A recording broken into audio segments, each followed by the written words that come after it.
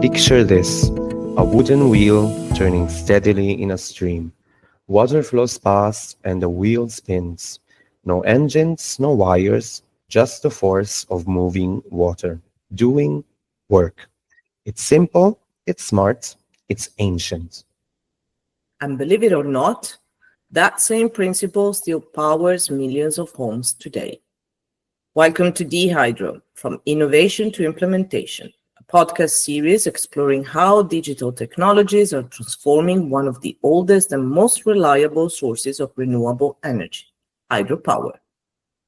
We are Alessandro Tedeschi Gallo and Deborah Zanatto from Deep Blue. And over the next few episodes, we'll be following the story of the DHydro project, a European initiative bringing together engineers, researchers, and technology developers to modernize hydropower. We'll explore how digital tools like sensors, artificial intelligence, and predictive analytics are making hydropower smarter, more efficient, and ready for the challenges of the 21st century. But before we dive into algorithms and automation, we're starting with something simple, a story about a spinning wheel, and the long journey that brought it to today. Let's go all the way back. Where does this story begin?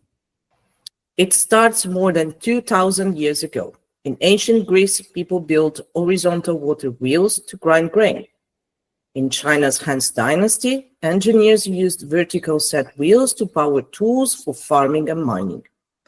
And one invention that's still used today, the Archimedes screw, a kind of helical pump that moves water uphill.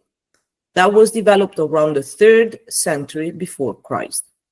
And all of these are examples of early hydropower, using the kinetic energy of flowing water to do useful work.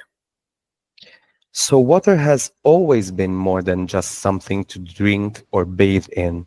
It was one of our first engines? Exactly. By the Middle Ages, water wheels were everywhere in Europe, powering mills, saws, and forges. The designs kept improving, getting more efficient.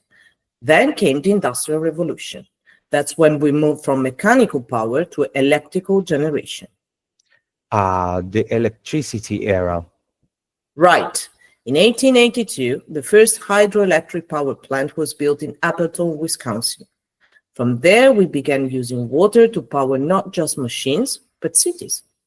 And through the 20th century, countries built massive dams like Hoover in the US or Itaipu in South America to provide cheap and renewable electricity. And now hydropower is a big part of our global energy mix, right? It's actually the largest source of renewable energy in the world. But here is the issue. Many of the plants still in use today were built in the 60s and 70s. The turbines may still spin, but the control systems are outdated, and that limits how efficient and responsive they can be. So hydropower works, but it's stuck in the past? Exactly. And that's where the DHydro project comes in. Let's talk about it. What's the goal of DHydro? DHydro is a European research and innovation project focused on modernizing hydropower through digitalization.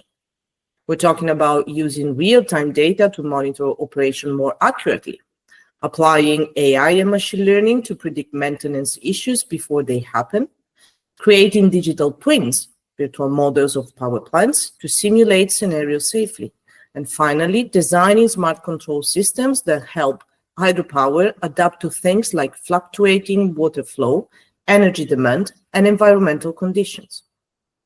It's all about making hydropower smarter, cleaner, and more integrated into today's energy systems. So it's like giving the old water wheel a nervous system and a brain. Yes, exactly. Hydropower becomes a living part of the energy grid, able to adapt and respond in real time. And this podcast series, what are we going to explore? We will walk through the whole transformation, from the digital tools being developed to how they're being tested in real power plants across Europe. We'll talk to engineers, plant operators, researchers, everyone bringing this innovation to life. It's such a cool mix. history, technology, and real-world impact. Thanks for taking us back to where it all began.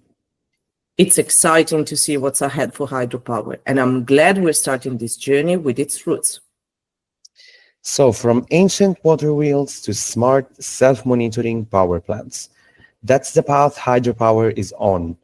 And through this podcast, we'll be following every step of that journey. In our next episode, we will explore the digital tools at the heart of this transformation. What exactly is a digital twin? How does artificial intelligence fit into hydropower? And what does it all mean for the future of energy? That's next time on Hydro. If you liked today's episode, follow the series, leave us a review, and visit thehydroproject.eu to learn more about the project. Until then, stay curious, stay powered up, and keep the current flowing.